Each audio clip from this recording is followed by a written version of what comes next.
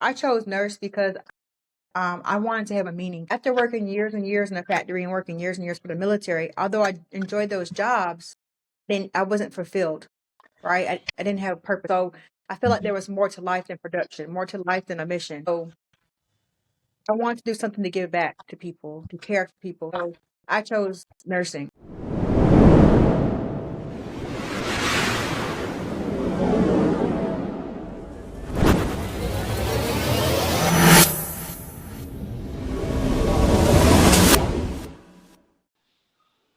All right. Hey, everybody. I'm Anthony Woods, founder of Code Red Media. And today our special guest is none other than my mother, Sharonda Woods. And just before we start the video, I just want to put a little disclaimer out just for everybody, listeners, and also for you too. There are no right or wrong answers today. I want you to take your time, pause, and if you don't feel comfortable answering any questions, just skip ahead or just let me know. So Okay. today we're here to tell your story and how you got into the healthcare, and how you became a CNA. And ultimately, I know your goal is to become a nurse, but we want to tell the story of the before, right? What led to that, right? What people don't realize is stuff that happens before is all that collected is what makes you today. Oh, Mhm. so the first question is, where are you originally from, right? Where did your life begin? So I grew up in upstate New York, in a town called Utica, and that's where things got started for me up until about high school, where I moved to North Carolina. Okay. And can you tell us like a fond memory you had growing up? I remember being a tomboy, so not so much a girly girl, but like I played, like neighborhood tag. I hiked in the woods. I climbed trees. I remember me and my god brother, we went and swimming in this pond when I was a little girl, riding bikes, just having fun in the city. Did you ever get into any trouble? Like just playing too much, horse playing? I mean, mostly straight and narrow, but there's a little trouble here and there. Like when I was 5, I remember I was playing with a lighter. I didn't understand the danger of fire. That's why be careful, kids. Don't play with matches or lighters. But I accidentally lit a plastic straw on fire because I wanted to see what it could do, and the curtain went on fire, and my mom I woke my mom up and let her know that the house was on fire. Ooh, yikes. Yeah, But that she had was to put fun. the fire out. Yeah. Well, hopefully, you're here, so you're safe. hmm Growing up as a kid, what did you want to be when you grow up? Or did you have any idea? Um, I always thought I was gonna be an artist growing up. So I love art, love drawing, I love just art, just color, just looking at just different like murals and things. Also, I always thought I was gonna be an artist, but that didn't come into my life. But I mean, that's my original goal was to be that. But when I was in high school, I was a little lost. I didn't know what I want to be when I was in high school. So I'm glad for the opportunities like they had for you at your high school that can kind of help you go into these different, paths or stems. You could pick out something or get a little interest. And that's Did you wonderful. did you ever draw anything for your school, or did you do anything around your town for artwork wise, or did you kind of keep it to yourself? I did. When I was in high school, I won third place in a contest. I think it was like a Lee County art contest. I won third place doing like a pastel. It was a pastel art, so like a bowl of fruit, and it was really fun to do. So I enjoyed that, and I won third place. So I was, happy about my work. Really happy, proud of myself. My mom, we had it hanging up in the house for a long time. Yeah, I think you did mention that. I think one of those conversations we had as I was growing up, I forgot that you wanted to be an artist and you know creativity. But it shows though, like you decorating the house and just doing stuff. Mhm. It shows your creativity. How did being a mother for the first time feel? Did you feel supported? Did you have supporting cast? Were you nervous when you first found out that you were actually pregnant? What was some of the thoughts and stuff that was going through? So as a mother, I would say I was young. I got pregnant when I was in high school. I was in 11th grade when I got pregnant, and I don't think I ever wanted to be a mother. Like that wasn't, a thing that I was like, oh, I want to get married and be a mother. Like I never thought about that.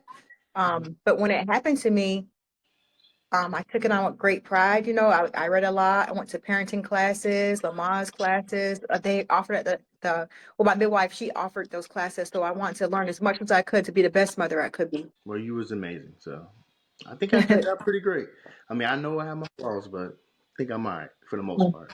Okay, I think I did a great job. What lessons did you feel like you learned being a first time mother and just having kids in general? What's a lesson you would like to share to anybody that's becoming a new parent? I would say, if I can answer that question, I would say not to worry and stress about being a perfect parent because it's not going to happen. And then also realize being a first time parent, you're going to grow along with your children, right? So you might not know everything and you're learning to be a parent just like they're new being children, right? So you're going to learn from your children as well. Maybe your village, you're going to learn from your village, if you have that. Because I had a village, I had the grandmothers helping me, my sister, we had one of your aunts, cousins, people, they were there to support me and I really appreciate that and different child care providers and they really really helped me along the way. But I would say as long as you keep trying, do what you need to do, your kids need to be clean, need to be fed, you need to instill stuff into your children, like the right and wrong and good things. So make sure that that's a priority and just show them. I always want to show them the world, like show y'all the world, just there's more to Sanford or more to North Carolina. So I always want to like just enrich y'all lives just with different things, with trips and with history and with seeing family and just all the things I thought was important. Yeah, but I definitely Mhm. appreciate that. So I got to see different parts of the world. I know for my senior trip, we went to Italy and Greece, so that was a really good, cool experience, and I appreciate it. I got a different view on life, and just seeing family in Florida, Utica, just meeting different people. So definitely appreciate that. So thank Yeah. you. All right, and how would you say being a mother changed you? Like, how did it change your perspective, your thought process, your priorities, and how did it change you? Being a mother, it changed my priorities a lot because I used to like to party. You know, I used to like to party. Not proud of it, but as young folks, we like to get out there and party and have a good time. And that was part of my life for a long time. But then when you become a mother, all that changes. You put your kids before your friends. Not to say you come before your friends, but like you prioritize your children, right? Spending time with them, their upbringing, making sure they're safe and clean and clothed and fed. That is important. Being a mother, it just changed my priorities. Like I always wanted to have a good job and always go to college and try for the next best thing. Like I always want to be able to provide for my children. I know for me, I know you told me the stories. I pretty much walked Mhm. across the stage with you, so I'm You proud of did. that. Yeah. Proud of that. I graduated high school twice, y'all. You did, because when I graduated, yeah, I was about 9 months pregnant with Anthony, and then I had him 2 weeks later. So how was that? I guess when you entered to the real world and stuff like finding jobs and just finding daycare, did you feel supported in that regard, or what support system did you have to lean on um a lot when we were growing up? Well, definitely my mother played a big part of that because I wasn't married, so I was a single parent.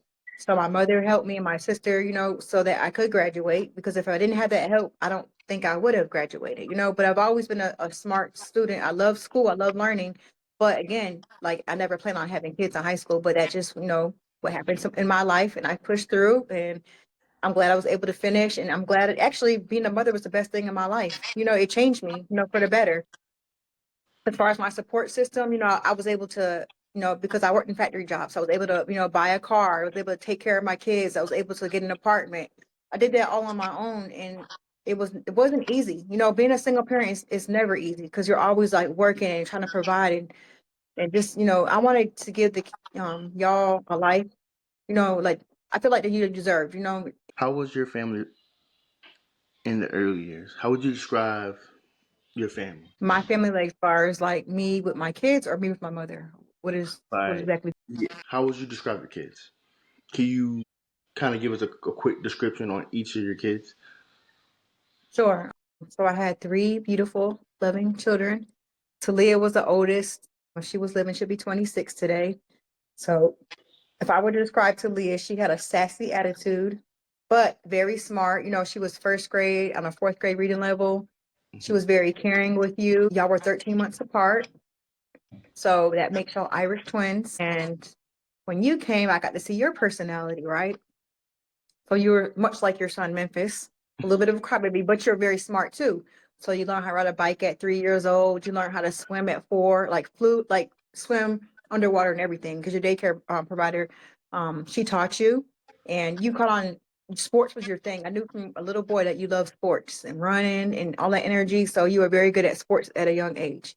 So I seen your personality. Even you kind of growing up, I remember you were very caring.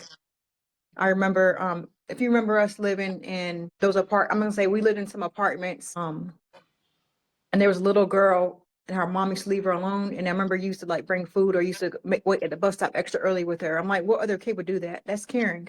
Yeah. So I'm like, I always like that about you. You're very caring. And then if I could think about Eli, he was also very caring. But all of you are different and love me so good. And I love all of y'all.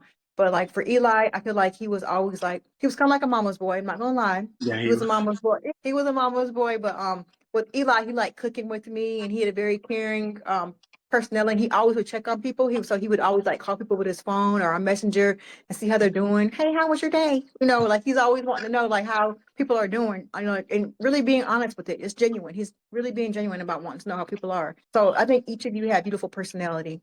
And I can say Talia was creative too. Yeah, I definitely Mhm. remember Elijah. Yeah, he used to call me all the time, especially when I'd be at work and whatever. And like, hey, how are you doing? And just very curious and stuff. Or if you want to tell a joke or something, I know he just called me real quick just to play on the phone. I'd be like, yo, I'm at work. Like, but yeah, I definitely remember his personality, and then of course, Talia. So she was. I remember her as a caring person too, because I know she used to take care of me. Even though we used to do a little Tom and Jerry fight, but she definitely Yeah. took care of me a little bit too. Hmm. So, when did you first notice that the Elijah or Talia maybe had something as far as complications and stuff? So I didn't realize Talia was sick until Eli was born. So she seemed normal and she was just a little small for her age and she had like a cafe a lot, like the birthmarks. But again, like she didn't seem sickly. She was normal, very active.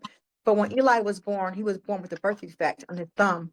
So he had like he had a thumb on his left hand that wasn't quite um attached, and he also had a small birth weight and something wasn't right. So basically at the hospital where he was born at UNC, we did genetic testing and we found out later. So he was born October 2023.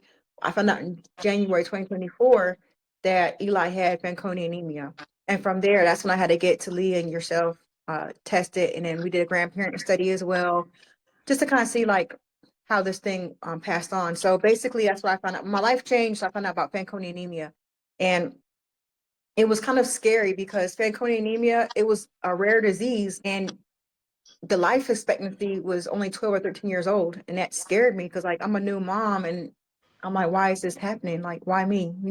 But I guess it's just part of my story and what I had to go through to be who I am now. When you find out that that was the case, how was it explained to you? How was Fanconi anemia explained to you, and did they explain it where you understand it? Did Grandma Mary had to help you understand it, or how? Yeah. So how was that explained to you? The doctors, they explained it to me and I understood it. And also to help me understand it more, the doctor at the hospital, she basically got me connected with Camp Sunshine. So it's a meeting place where families with Fanconi anemia could meet, and we could also meet other doctors and we could learn more about the disease and network with other parents and have a support system. So that right there was huge for me. And then how was it explained to them? I guess, or to Leah, was that a tough thing to kind of explain to her? It was the mom was by my side, so Mary, my mother, she was there by my side for a lot of this, and we talked to her, and they also have psychiatrists at the hospital who can kind of explain things on a children level as well. But one thing about Talia and Elijah, I would say for both of them, they would always want to know what was going on. So I never sugarcoated or hid anything from them. I always told them exactly what was going on. Okay. Hmm. Yeah, I definitely remember you explaining a lot to Elijah. He understood it too, so I definitely remember that. Okay. When you find out that, of course, they had Fanconi anemia, what were some of the options that was given to you to kind of go about the phancomania? So some of the options that were given to me, because for Talia, she had myelodysplasia, which is a step before leukemia, and it was explained to me that either she would have 6 months to live. We just found out that this was very random. We found out she would have 6 months to live, or we could do a bone marrow transplant. But the problem was, the doctors advised me that she would only have a 25% chance of living. I opted for the transplant because I wanted to give her that percent chance of living because I didn't want to lose her in 6 months. So I opted for the transplant. My faith was for that. But the problem, again, when I was a young mother, is I only had state insurance. I didn't have insurance like I did with Eli. And so by having state insurance, I called the specialty, and they denied me. So I called Minnesota and I asked if they could treat Talia since they were familiar with her disease. And they denied me because of my state insurance because I had Medicaid at the time for her. So I had to do the best I could and just go with the hospital in North Carolina. And, I don't feel bad about it. I thought I was going to give her a chance, but she almost made it to the 100 days. She was doing well, but towards the end, she caught aspergillus. She got aspergillus and her lung collapsed. And then she basically inevitably passed with a multi-organ failure because her body was shutting down from the complications of the transplant. Yeah, that Mhm. seems to be a big problem in this world today with the insurance. And Yeah. this what year would this happen? In what 2006, seven? This would happen in 2006. So 2005 and 6, basically 2006, I had state insurance. But from that situation, it urged me to push for a better job so that it would never happen again. It pushed me to be able to have, I want to have good insurance with a job, have benefits with a job. And it pushed me to have just to go harder for my children. How did the medical stuff become like? How did basically the environment become part of your life daily and stuff? Like, when did y'all have to start staying longer in hospitals? I know I do remember too. As a kid, is we always had to go to hospitals a lot, medical appointments. It was always in and out, staying at the Ronald McDonald House. Can you kind of go briefly about um, what type of appointments you had to go to, and basically like where you had to keep going, and where the support was in the hospital to kind of help you through the process? So I remember, so with Eli, it started off with him being in NICU. So I couldn't really bring him home because, his condition. So he stayed in NICU for about a month, a little over a month. And I did stay at the Ron McDonald House and I would go back and forth taking care of him. And I would have you and Talia come stay with me around McDonald House sometimes, but again, I had to have an adult stay with you guys while I went to the hospital. And then obviously going through Talia's transplant, that became the next um, experience, going through staying in a hospital, same hospital. So Chapel Hill, UNC Chapel Hill. And I stayed again at the Ron McDonald House. Sometimes I shared a room with her because I didn't want to leave her. But that's just how my story started. And as far as the resources, there were social workers and there's different people in the hospital, to help you with different things. Social workers teach to help you with, connect you around McDonald House, but I didn't know about it before. Well, actually, I did know about it. I found out about Ron McDonald House when I had Eli, he was in the NICU. That's when I first found out about it. So I'm glad that was an option, instead of driving back and forth. Or I hate to leave my kids in the hospital because I don't do that. I like to be right there with them, to give the care. But I Yeah. can say Leah, my mom, she was really heavy, helping me get through that transplant. But then with Eli, with his transplant, I had good insurance and I ended up going to Cincinnati Children's Hospital for his transplant. And then that's where everything was on me. That's where my interest became, you know what I'm saying? Because they said, oh, I can get an aide to help me or a nurse to help me. But no, I decided I want to learn it. I want to be their caregiver. I want to learn this. So I ended up managing 19 medicines while he was going through his bone marrow transplant. So, and some of them being IV meds, some of them being, pill form. I had to give him all types of medicine throughout the day, check his blood sugar. And I was like, I didn't know anything about checking blood sugar and any of this stuff, but then I had to learn it. Just like I learned the machine to give him his IV drug medicine. So all this stuff was put on me and I'm glad. At first it felt overwhelming, but then after a while I'm like, no, I'm glad I learned it. I'm glad I provided that care. Yeah, I know that was was difficult? Was it like kind of hard to kind of catch on, or you kind of caught on pretty easy about the scheduling, what the pills were, what they were doing to them, and stuff like that? Was it easy to learn that at first, or you kind of had to? Yeah. Well, at first I felt like it was certain things were overwhelming, but majority of it was easy for me to learn and catch because I've been in the hospital for so long. I was familiar with the terms. I was familiar with the medicines that he was on and what they were for. And Eli knew all his medicines too. So, like, that was a smart kid. He knew his medicines. I would just explain to him what they were and what it was for and how often we would take them. So we knew the schedule, you know? Yeah, I remember when that man be like clockwork. He'd just come up with the watch. Time to take my medicine, and it'd be the funniest thing. Like, yeah, he definitely be on a clockwork with that.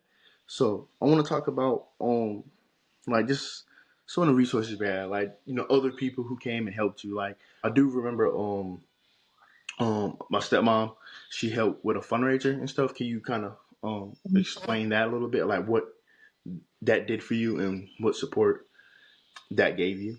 Yeah, so she helped. So when I had to go to the McDonald house and I had to leave my job, I had FMLA, but again, that was unpaid. So I had to leave, and we were in the Ron McDonald house for 8 months. And while I was gone, she had a fundraiser to help out in case we needed anything while I was gone, since I wasn't getting paid. And it was like dimes for Eli. It was like, can you spare a dime? And it was like little mini water bottles. Um, and basically, like, that was the fundraiser. And you just fill the bottle with dimes, and then we turn them in, and that's how we know we collected money. Well, they collected money for me, and I really appreciate everybody who donated and helped during that time because again, I wasn't getting paid, and I was there like helpless, just trying to figure things out in another state by myself with Eli. Yeah.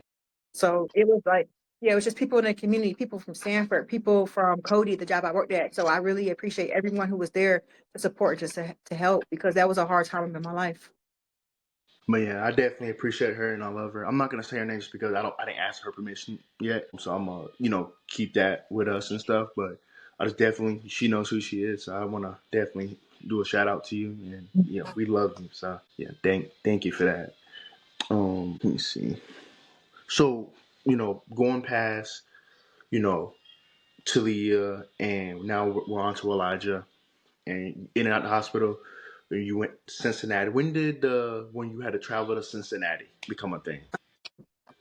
Because It that's was when, starting in 2000. Yeah, it was going 2010, 2011. and like, of course, we stayed at Ramadan. I do remember them. That was a really cool experience too, just to Mhm. have the support, of everybody there. And that's in Cincinnati. That's when they did the transplant. Yeah, Cincinnati Children's Hospital did Elijah's transplant, and they also had like one of the biggest Ramadan houses in the world, and it's even expanded since the time I stayed there too. I mean, it was wonderful. When I tell you they treated us with respect, we had like decent rooms. I can't complain, decent rooms, and it was convenient because it's right next door to the hospital. Like I couldn't ask for anything better. Meals provided, so they did an amazing job. To provide like meals and food and just activities too for the kids who were there. Yeah, It yeah, was very I definitely, special. yeah, I definitely, yeah, we met a lot of good people there. Even some friends that I consider family there. They know, yeah, I remember them all. So yeah, that was cool. They know who they are. Yeah, I'm not trying to shut people out just because I don't know how they're gonna feel about me putting their names out there, but they know who they are. So Okay. yeah, so um, let me see. So were you nervous and stuff? I mean, I'm pretty sure it was the same deal, right? The whole 100-day thing. Um, did they kind of give you a time frame on that, or he got his transplant? So it's always like the 100 days. And I had they gave me a higher survivability rate, I guess, with Eli. So we were on board to do that.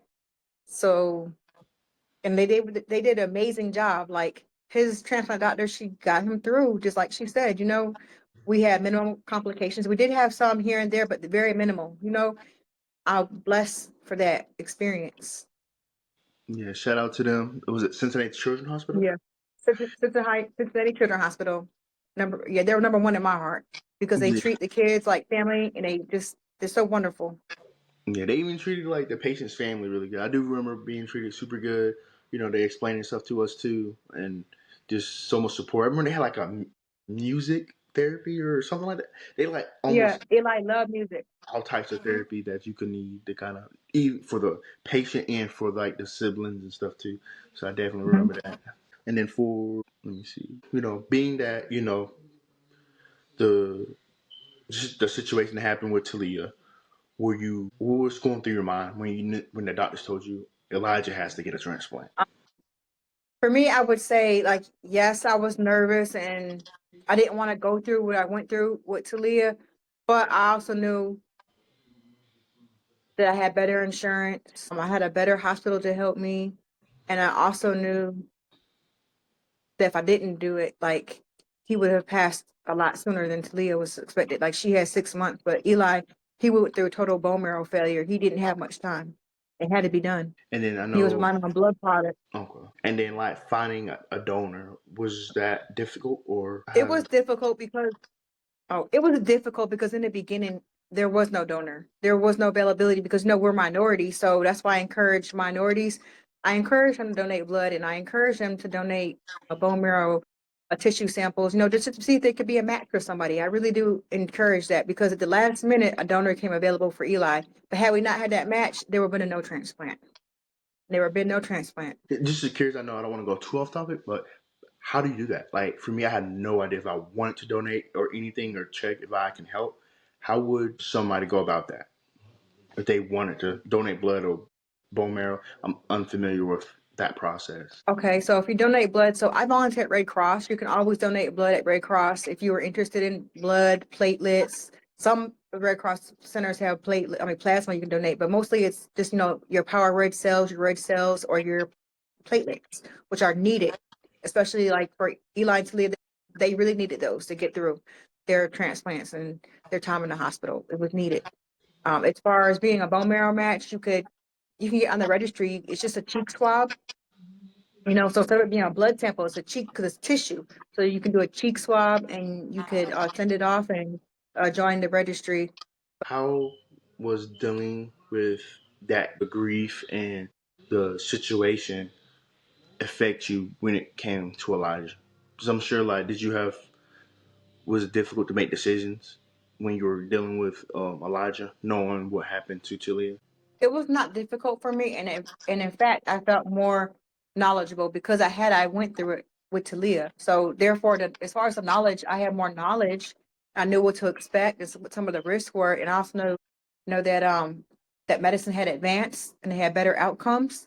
So I felt better about that. Okay. And then let me see. Did you feel supported in grief? Like how when you were going through the situation with Talia, did you feel like you had support?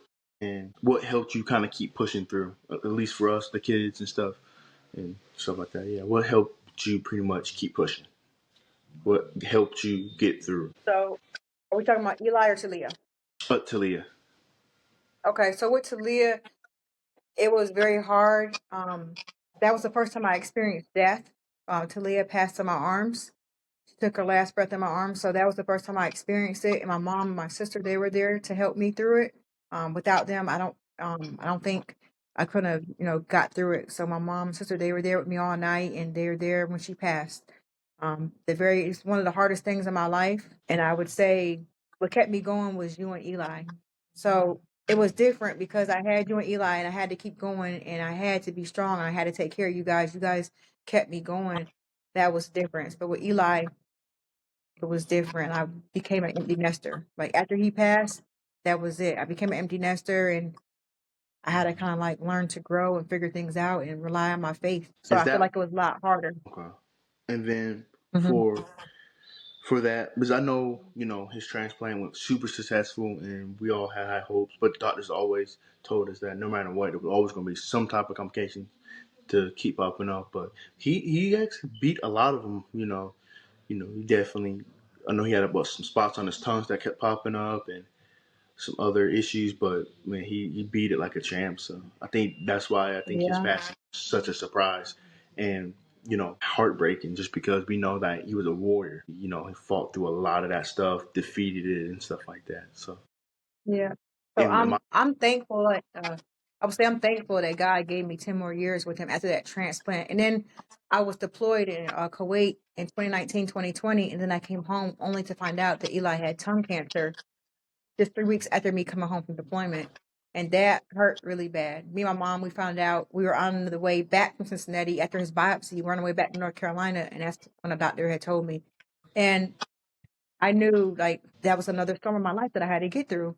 But, Eli had surgery. He beat stage 1 cancer like a champ. He had the surgery and they removed the spot on his tongue and they removed his lymph nodes, and he was good. He beat like a champ. Yeah, I remember there was a lot of different issues popping. I wasn't, as a kid, I didn't really know exactly the terminology you guys were saying and using. So I do remember there was stuff that kept popping up, but he was just Yeah. going and stuff. So I just want to kind of move past much as that. Just wanted to let the people know it was like some of the struggles and challenges you had to go through, and what it Okay. was like, kind of going through that. What advice would you want to give them? I would want to say for one, because of my journey, I would say rely heavily, you know, for those just get a relationship with God. To be honest, get a good relationship with God and get strong in your faith and your relationship with God. Just connect because that's gonna help you through. I would also say, just take a moment. Sometimes if you just need a moment, a breather. You know what I'm saying? Just a breather because it could be overwhelming. Just take a walk, take a breather. You know what I'm saying? But also reach out. You know, rely on your village. They're there to help you. Sometimes we want to just like isolate and be by ourselves. Well, no, when we're going through, we need others. We need our friends. We need our family. We need people praying for us. So definitely, definitely just rely on God and have that faith. But so just moving forward, pretty much what led to you to go into the healthcare? You pretty much have experience being in the medical stuff as far as like being in and out of the hospitals, with the kids, Selena and Elijah kind of being next to. What did you notice about the nurses, the CNAs, the doctors as you were going through your journey? Did you feel like they cared, was compassionate, loving? What were some of the traits and characteristics that you noticed about them? I can honestly say there weren't too many bad staff. You know what I'm saying? I can say out of the medical team I had, they were excellent. I can tell they cared. Especially like Eli's doctor. I can tell they cared. I remember one of Talia's nurses, a male nurse.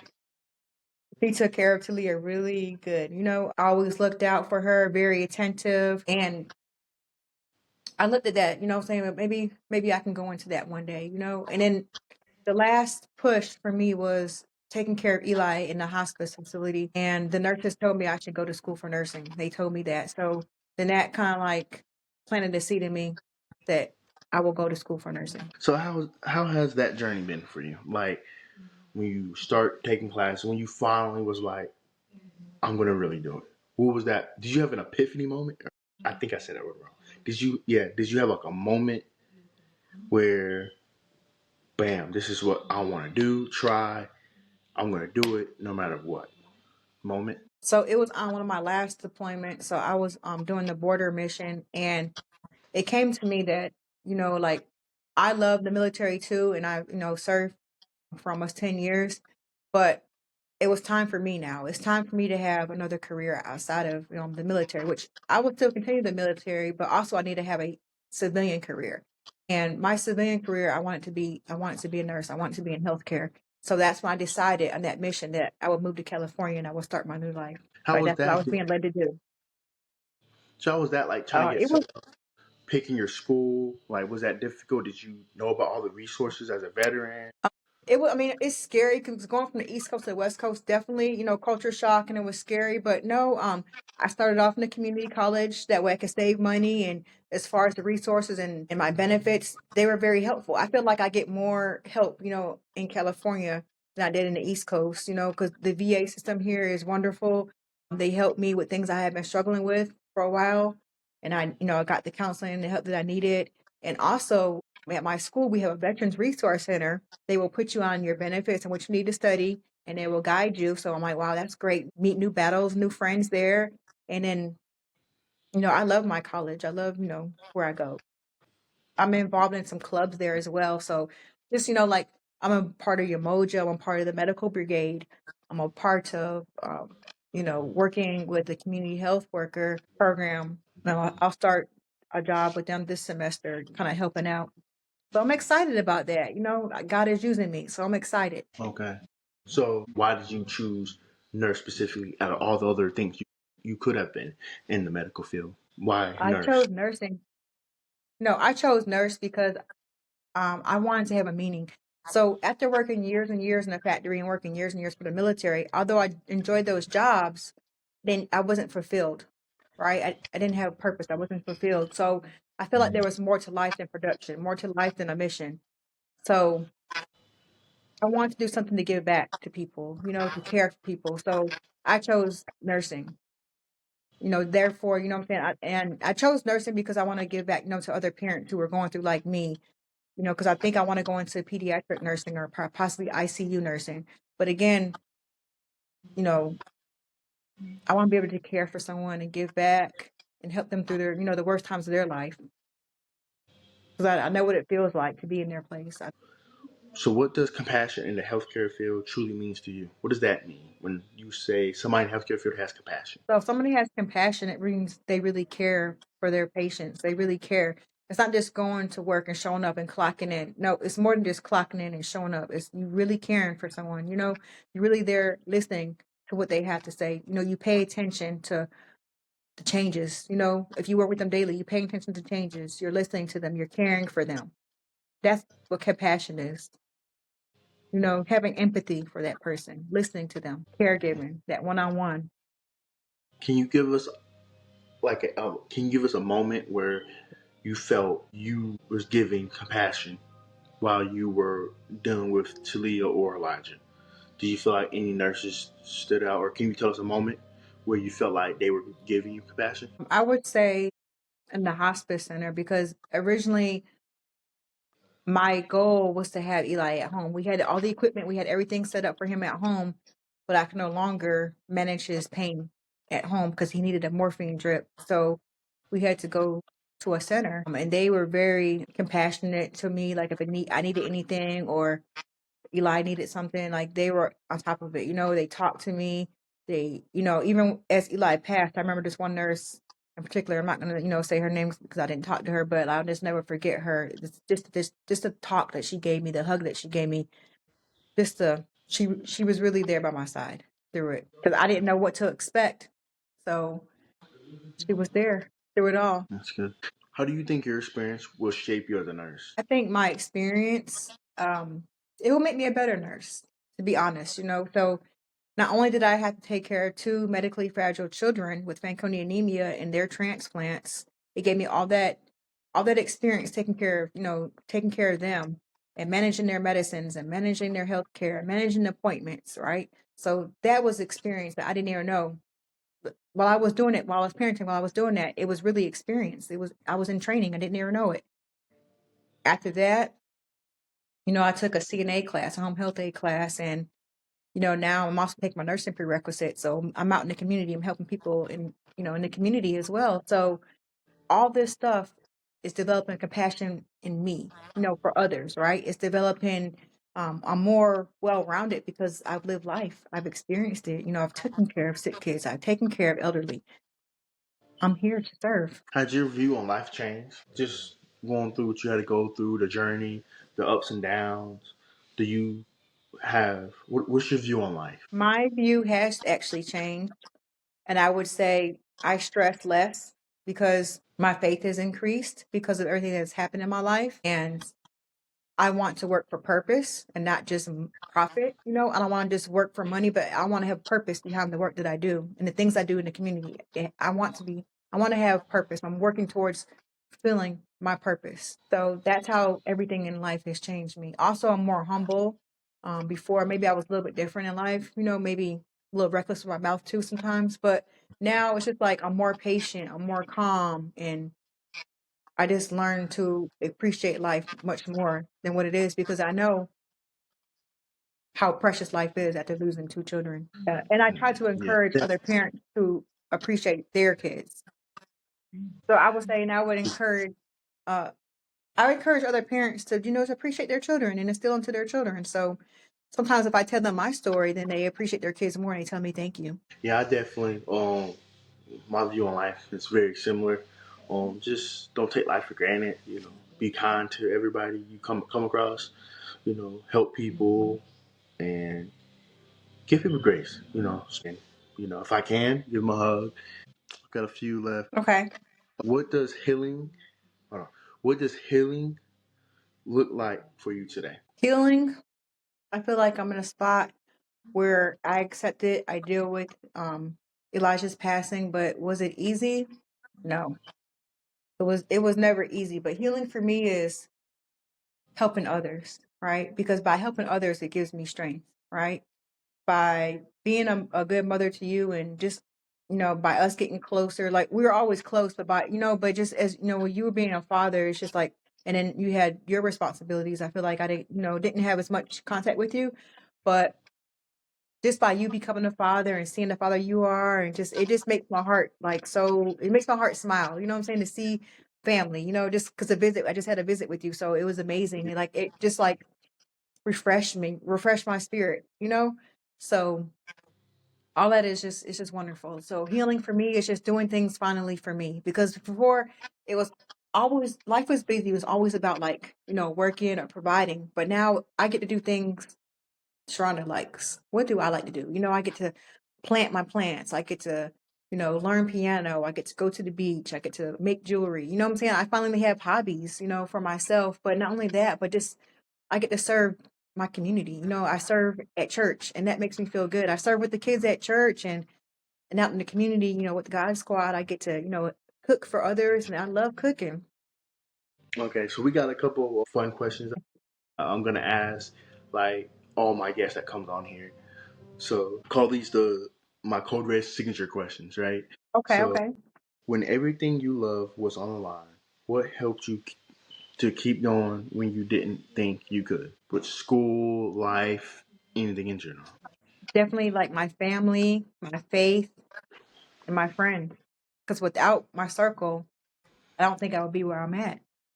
So definitely, just having you as my son, and then it hurt me to see you hurt too. But also, just because I lost a child, I'm not the only one grieving. The whole family is grieving, and you have to understand that everybody grieves in different ways, right? So just being there for each other, strengthening each other, having faith, praying to God, having friends pray for you. Having friends go visit with you, just uplift you. I couldn't have done it without them. My battle buddies, my friends, my family, my faith. That is what it's all about. Okay. What would you say to a mother sitting in a hospital room right now? What would I say to her? I would say I'm there for her. I would let her know that I'm there. Anything that she needs, I would be there to support, to listen. She needs, a break or just needs help researching something. I'll be there for her because I know what it feels like. I would pray with her, give her a break if she needs it. If she felt overwhelmed, she could take a break. But definitely, sometimes people just need to be heard. Just be there with them. So Know what somebody's going through. So definitely, yeah, just take a moment. You never know what somebody's going through. And I love that's why I like going in the community, just kind of help, because you just never know what somebody's going through. You can give them an uplifting word, a hug, maybe some supplies they need. Whatever's that they need, you could probably be that person, what they need. Be that resource, be that friend, be that ear. that light, yeah. That light. Eli was a light to us all, to the family. He was a gift. How do you want Elijah and Talia to be remembered? I would like them to be remembered. They were strong, smart, caring. One day, if in the future, I'm going to do something, for their remembrance. But right now, just remember that they were strong and they were caring. But maybe in the future, I would do something, just for them, especially. I might do a nonprofit, or I might do, something in memory for them. I know Eli, like, he loved going to the beach, so it might be something related with the beach. You never know. So this is I have two more questions and then we can wrap this up. So how do you hope people what do you want people to take away from your story? I want people to take away my strength, my courage, to get through some things, because, and it's never too late to go back to school. I'm 43 years old. I'm gonna be 44 tomorrow. I can't believe it. Chapter 44 Daddy. tomorrow. Yeah, that's crazy. But like, I'm a middle-aged person going back to school, right? You can do it. And I even failed chemistry one time, but I'm still pushing. Like, failure is not the end all. No, you just keep pushing. You take it again. If you fail, get up. Get up and try again. That's it. You get up and you try again and you keep going, because if you really want something, you'll do it. You'll get it. by all means, you know what I'm saying? Whether it be a tutor, you know what I'm saying, hard work, whatever it is, I want to encourage people that it's never too late to accomplish any of your goals in life. And that's where I'm a midlife career change, and I'm excited about it. And it's something that's going to give me life and others, life and inspiration. So just keep going. Whatever it is, just keep going. Yeah. So, all right, and this is my final question. Okay. What does the future hold for you? What is what do you want your nursing career to kind of gear towards, or do you have any like where you want to be with your nursing? I would love to work in peds or ICU. It's just so happens that my new apartment, y'all, is right across the street from UCSF Mission Bay, but the Children's Hospital, Benioff Children's Hospital. So I'm like, wow, I pray for those children, and I see myself one day working there at UCSF. Man, they'll be Or lucky. yeah, Yeah, they're definitely be super lucky to have you there. Just the type of person I know you are. I know a lot of people probably don't get to know you as much as I do, but man, they're blessed to have you when you get there. So I just want to say thank you for trusting me with your story. I know, this is my first video, so I know it's not perfect, but I just want to say thank you for just taking your time and doing this with me. So I do appreciate that. And your strength matters, and so does your voice. So I just want to get that out there. Just let people know it's like people are going through fight, struggle, up and hmm, down and stuff. So I just wanted. That's why I made this channel is to show appreciation to the healthcare industry as a whole, the different yeah, people. Everybody who does it. Man, you really do have to have a heart for it. Like you can't do this. That you can't do some of the jobs that's in the healthcare field and be selfish. Like it just wouldn't. It's not gonna work. yeah. It's just not gonna work. Yeah. So I just want to definitely show appreciation. Thank y'all, and thank you for coming on the Code Red Media um, page. So thank you for that. Did you have anything you want to tell the listeners? Um, I would like to say that I'm very proud of you as my son, because again, you're taking a step, right? You're doing this, right? Because you understand like some of the you understand the compassion, you understand people's stories need to be heard. So I'm very proud of you. And yeah, this is your first video. You might make mistakes, but it's okay. Keep going. Keep going. Keep trying. Educate yourself, get education. It will just get better and better. I see you had that desire and that fire. So keep going. Like Yeah. I'm really proud of you, honestly. I just want to encourage anybody if they want to try something, just try it. All right. I'm proud of you, Anthony. You got this. Keep being great. Thank you.